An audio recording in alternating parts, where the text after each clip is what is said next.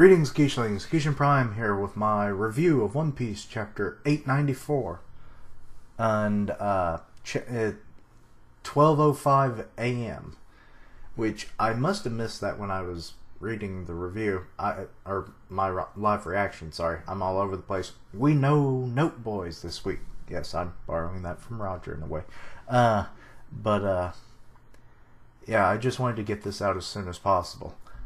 And it would take too long. But we got Leo's group. They're going to be the escorts for King what is his name? It's the Dressrosa King. Begins with an R. Riku, that's it. Yeah. Weird that he would choose pirates, but maybe they won't be recognized as pirates because it's like, what are these small little fellows with the little chestnut skulls on their hats? But yeah, so that's probably hinting that Reverie might be, because this is like the only time in any of these stories that Reverie's been mentioned. So anyway, start off with a flashback. You know, Raylan's still training Luffy, obviously, and he's essentially, it's like, you will dodge this stick, which he does imbue with hockey at least once, 100 times, or otherwise you don't eat, which there is no worse punishment for that, Luffy. So it's like, concentrate. It's like, you know, you're gonna have to learn to do this, because if you're hungry, the enemy ain't gonna let you eat. Which Luffy already kind of pulled that off.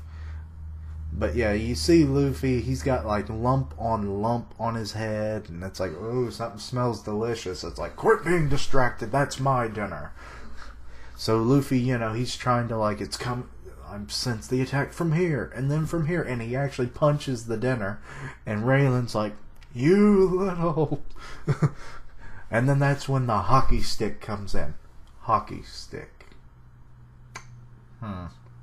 There's a joke there, but anyway, because hockey is a brutal sport, and Raylan was pretty brutal in that, and it's like, that was my dinner, you idiot. And, anyway, he's like, that hurt, Raylan. Also, I could sense your anger. Which, can he sense emotions? Unless, well, it's later kind of explained that, like, when you can do that, more or less, that it's what observation hockey is kind of made out of, and also could show, like, it's a rare thing with using like Katakuri's foresight hockey, essentially. But yeah, so just continue of Raylan is pissed and Luffy's trying to dodge, and he's sensing the anger but ain't doing so well, to the point where he got no dinner that night, but the animals tried to do a little pity. A fox and a tiger. The fox brings a fish, the tiger brings a rat, and Luffy's like, no, take it back, guys. If Raylan finds out, it'll be even worse. And I said I wouldn't eat, which, props to Luffy. The one time he would not eat. First time he said he wouldn't eat. The second time was when Sanji left. Well, anyway, you know, Raylan explains the whole thing of it's all part of the color of observation, and you're more proficient at sensing emotions of living things, and you're probably not even aware of it. Which, how he isn't aware of it when he literally said, I feel anger. But it's an ability that can predict opponents' movements and all that kind of stuff. And among the most powerful people in the world, there are those that can even see a small glimpse into the future. And Luffy's eating. It was a snowy day and everything. And Raylan's like... And Raylan, I think, saw the future, because he states this. What will you do if you meet one of those people with only 2 years of training? It's hard to think you would be able to reach their level. He's seeing the future. Basically, that's Katakuri, and Luffy is gaining future sight. So, and he's like, I guess it depends on the person. And Raylan's like, I never thought about that. Thinking of the personality. It's like, you're a strange one, Luffy. But anyway, Luffy, you know, he's starting to incorporate this. He's like seeing Katakuri in a weird way. And then he does dodge. He actually does start dodging, so that's good. But then Katakuri does start hitting back, so it's not perfected just yet. So Luffy's like trying to block with armament, but Katakuri's is better, so it ain't working so well either. Then Katakuri does probably one of his more interesting attacks. He does grilled mochi, which is basically Red Hawk for him, so Katakuri is stronger Luffy. He kind of builds up some mochi and then launches his arm off like a rocket. To the point where it actually shot off so quick that it does ignite just like Red Hawk. And he blasted Luffy away, and he does use up his arm because he had to regenerate that. Which, there is something weird about his hand. He looks like he's still wearing a glove, and I don't get that.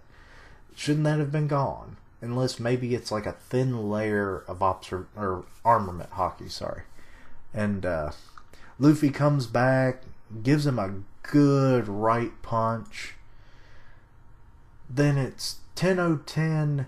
We're with Capone, and the whole theory about him going to Liquor Island and the alcohol vapors igniting and stuff, probably not going to happen. Would have been awesome, but really I was behind that idea, but no, it ain't going to happen.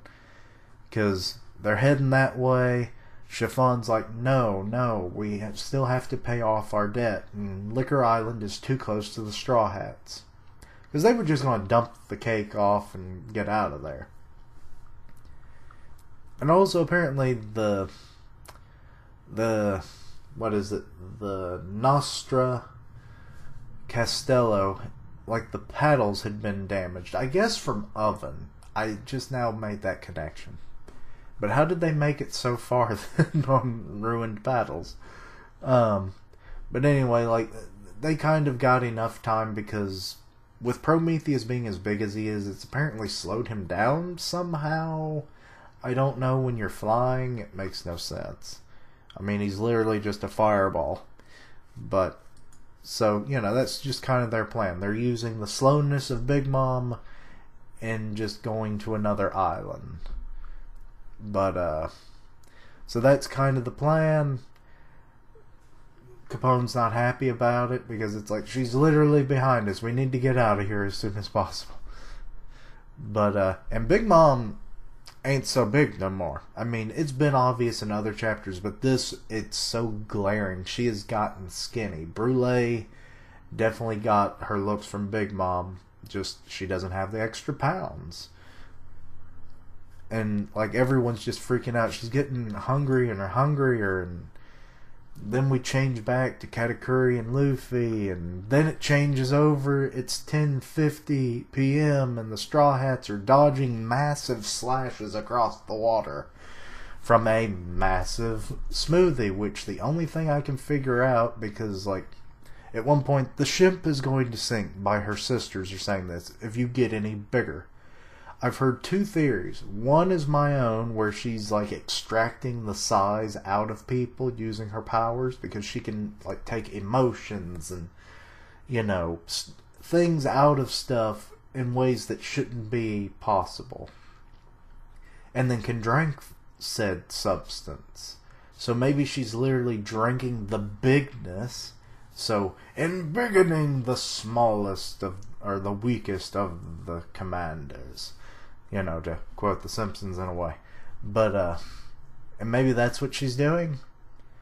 But I have seen one theory, and it was Roger's base, like that maybe she was always a giant, she's wringing out her size, which then my theory should also be plausible if that's the case. But who knows? Oda comes up with some ideas, I have to tell you. But anyway, she curses Jinbei because, he's doing well, but Jinbei's like, hey, it's Nami's navigational commands, I'm just steering the boat. And Nami's like, I'll take responsibility, don't worry about it. And Carrot's wondering if, like, she slept too long and if Luffy's okay, and Chopper's like, hey little sis, can Nekomamushi and Inarashi do this too? Because that transformation you did was awesome. And where Roger's theory came from is from Brooks' line. You know, Sanji will contact us if anything happens. And then he's wondering, is that woman a giant? You know, then we get back to Luffy and Katakuri. Luffy is literally being curb stomped. Then it's at 11:08, and Sanji and Pudding had actually left the ship. They're heading over to Cocoa Island because Sanji wants to save his captain. And Pudding is still freaking out. It's like, what if people see us together and we're like, they'll think we're a married couple or something? Well, for one thing, Totland, I would say at this point, probably knows that they're not married, but maybe some stragglers along the way. It's a big territory. And, you know, it's just like, what? But, you know, Sanji knows what's going on. You know, there's an armada essentially surrounding Chocolate Island. So Luffy needs the backup. He's going to walk into an ambush. And I think Nitro, the Jello or gelatin thingy, he talked for the first time. He was like, "Who are you imitating, Pudding?" And, you know, Luffy, I just don't know what's going to happen to him. Because it's not doing good, but he does show a sign of... I don't even know why I said what's going to happen to him. I know what's going to happen to him. He gains a new form, which we'll get in a second. But he's being stomped into the ground, all that. Then it's 11:36. We get, like, the civilians are like, there's a lot of Charlotte siblings on the island. How wary are they of Luffy? And, you know, and Oven's like, okay, what have you done with the mirrors? You know, we've all thrown them away, and there are so many Charlotte siblings on this island that Oda didn't even want to name them all. We got and I could never pronounce it, still can't. You have the Charlotte family member, 36 to the 40th sons, and the 30th to 34th daughters, the duplets, which would be 8. Wouldn't it be octuplets? But you know, most of them are no help. Oven doesn't really care for them. It's like, if you ain't helping, get the hell out of my way. Then you get the 33rd son, Raisin, the 35th son, Ewan, which is a sweet dumpling from China. And he's kind of worried about, like, without the slugs, we can't really track what's going on. You know, you got, like, some of the people on the ships that are like, how many people are we expecting? Tens of thousands? And it's like, no, sir, it's like 10. It's like, I'm going back to bed. And that was the 32nd son, Brownie. We meet Jokandi, the 27th daughter. And then the final Charlotte member that we met is the 25th son, former fleet, or I always say fleet, Sweet Commander Snack, with a bounty of 600 million. Snack is alive, y'all. The Snack attack is back. But he ain't a commander no more, so I guess after that sea battle he lost, Big Mom was like, no, snack time is over. But anyway, then I missed this for some reason. 12:05 a.m. Chocolate Island, approximately an hour until the meeting time, which shouldn't it have been 1 o'clock. The mirror world is totally wrecked. Brule probably is, if she's even conscious anymore, which I doubt, she's probably like, my beautiful dimension, it's gone. Katakuri, he's like, what's the matter, Straw Hat? Are you finished yet? And Luffy's like, that's right. And it's like, what? And it's like, you endure it and stand back up. I'm gonna end this, Luffy says. And it's like, with this, and he pulls out Gear Forth Snake Man, which I have a theory. It's a mini theory. Okay, you have Bound Man, Tank Man, and now Snake Man. Snake Eyes. But anyway, I just couldn't help saying it. But anyway, Bound Man is essentially Luffy using like the fullest potential of his devil fruit, mixed with, you know, a balance of all of his, you know, abilities up to that point.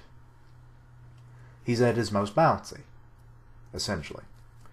Tank Man tanks damage. And Snake Man, well, we don't know much about Snake Man, but given the snake eyes thing, and his eyes do kind of look a little bit different, the markings around them, so I do wonder if Bound Man is either an emphasis on his devil fruit power or a balanced fourth gear form of what we will see with these other three forms. One for armament hockey, that's Tank Man. Snake Man is for observational hockey, and then an unknown form is Conqueror's hockey. That's my mini theory. The chapter was awesome. Too many things. I had a lot of, like, I was pounding my freaking chair with some of this stuff, and I loved it. I gave it a 4.5. I stick by that. Can't wait for Snake Man. Luffy is a fan of Mega Man, is all I can say. But anyway, thank you for watching. Like, comment, and subscribe. I'll see you next time.